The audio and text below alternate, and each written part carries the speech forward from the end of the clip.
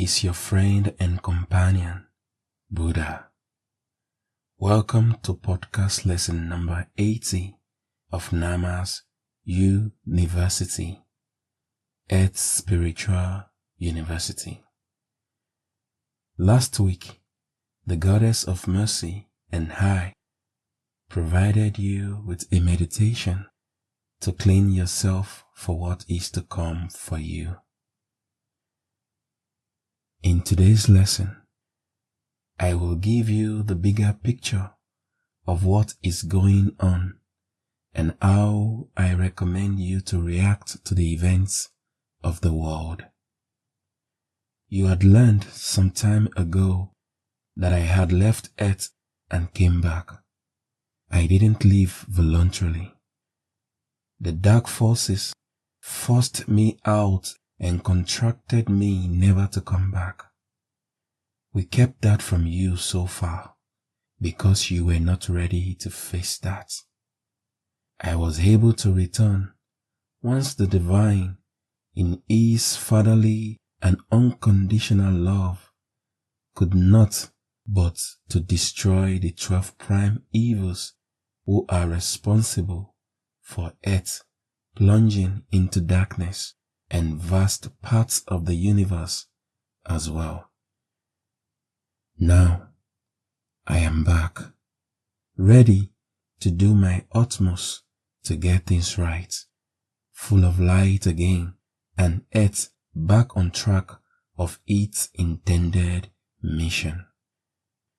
The 12 prime evils are gone, but not the structures, systems, and people they put in place to execute their plans, either by force or through corruption. Some of these systems seem harmless, even joy and playful to you. Others you clearly recognize to be detrimental, but you don't know how to get out of them. Let me give you an explanation and then a few examples. Opposing, competing, fighting, exploiting forces are orchestrated by darkness. Competitions of whatever kind, no one winner, many heartbroken losers, and their fans that create emotional and physical violence. Winners are few, losers are many. The many losers are hyped up by negative emotions of revenge. They plagued the heads. It seems harmless to be a fan of a football, basketball, baseball, ice hockey, rugby club, and so on. But it is not. It seems harmless to root for your fellow countrymen during the Olympics and World Championships. But it is not. What we need is unity, not manifestations of various forms of separation or power over others. Another example. Which countries live at the expense of other countries, and to their leaders and people this seems a given. In former centuries, these were mainly the European countries colonializing the planet. In today's world, a different kind of bullies have emerged, controlling and exploiting others through military interventions and mostly the monetary systems they have imposed. The United States and France are good examples. Now, those having to pay the price have enough of this. A new world order is emerging. The BRICS countries will lead the way, but they also act from a competing and not from a unifying mindset. They wouldn't have worked together if it were not for the United States living at their expense for decades now. This conflict between BRICS and Western countries will lead to a shift in power, not to a harmonization of Earth's living conditions.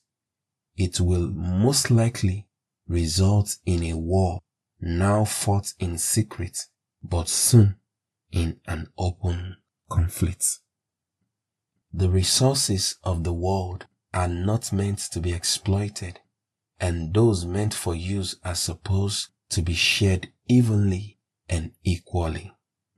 If people and nations are not capable to do that voluntarily, then the dark forces still have the upper hand. What it needs are peoples and their leaders moving away from competition to cooperation. Countries that pride themselves to be the greatest nations are a danger to all. Individuals who pride themselves to be the greatest and know it all are a danger to all others. They live out of the perception of separation, whereas in creation we all derive from one source. Let's take that notion to a personal level. Your spiritual growth will happen quickly if you move out of the comfort zone of what you have been accustomed to and tell yourself you need or who you already are, what you have accomplished, why you deserve this and that, etc. You need to move into a zone of flexible openness and willingness to learn and live oneness. Nothing will stay as it is today. Many in the Western world will experience hardship while going through that process. The hardship forced onto others needs to be balanced out. In addition, your personal hardship can have 3 more causes. Either the dark forces can play you because you hold on tight to their structures, systems, and hierarchies as you benefit from them. Or your ego, the parts that have been split off from your soul, are still dominating you, or a mixture of both. It's in your hands to handle your ego. Integrate the split off parts if necessary, daily.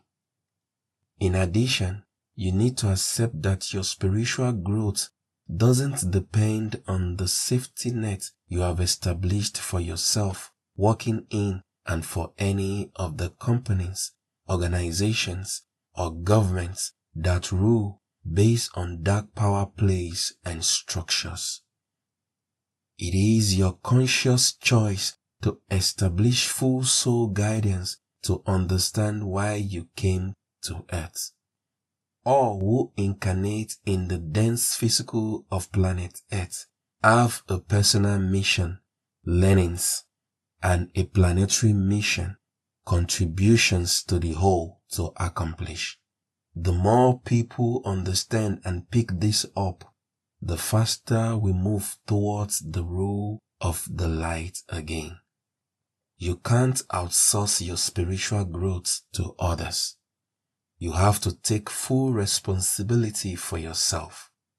A lot needs to be balanced out, reconnected, and taken seriously now.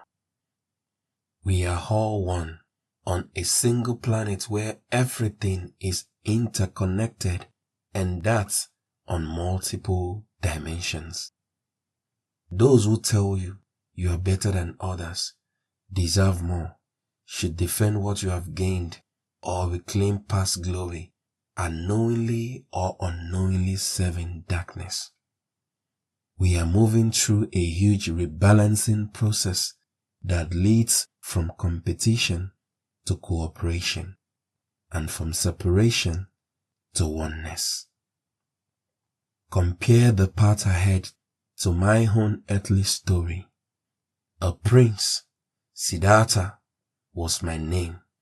living a lavish lifestyle, ignorant of reality, getting bored but also curious. I climbed over the palace walls into truth and reality and saw what shocked me. I decided to face it. I didn't go back and ignore it.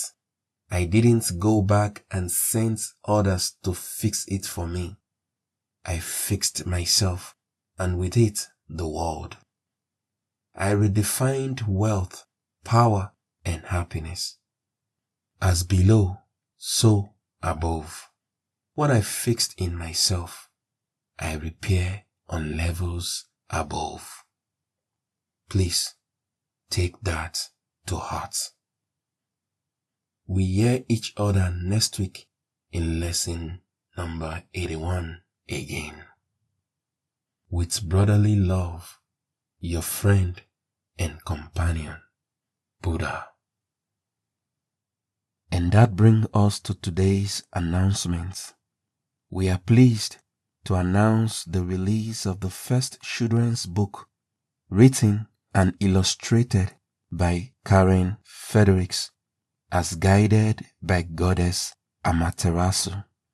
The Son of the Rising Sea, the Sea of Crete, is now available on Amazon. You can find the link for more information about the book in the show notes. The next guided nature station experience at Marymount Nature Station, Marymount Park in Quincy, Massachusetts, USA, is scheduled for October 12 and 13, 2024.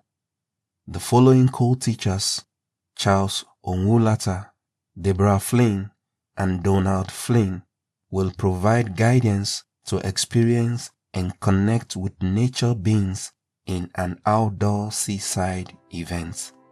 For registration and information, the link to the website is in the show notes.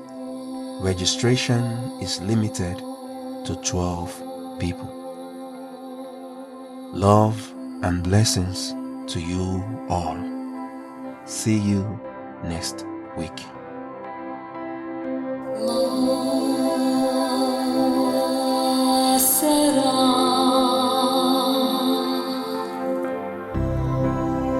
Masara